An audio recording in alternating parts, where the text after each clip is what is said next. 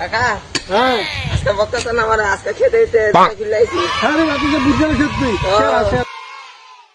আচ্ছা কাকা তুমি যে ওই টাকার গাছ লাগাইছো এটার খবরটা কি দিয়েছে?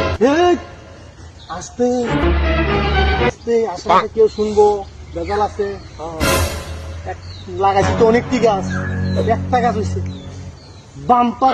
তারাটা মনে হাইব্রিড পড়ছিল ও বাম্পার কাকা মালামাল দেখবি একটু দাঁড়া একটু দাঁড়া তুই দেখবি টিয়ার গাছটা কেউ দাঁড়িয়ে বললাম কোথাও কিনে বাম্পার ফলন আমার লাগা আস্তে আস্তে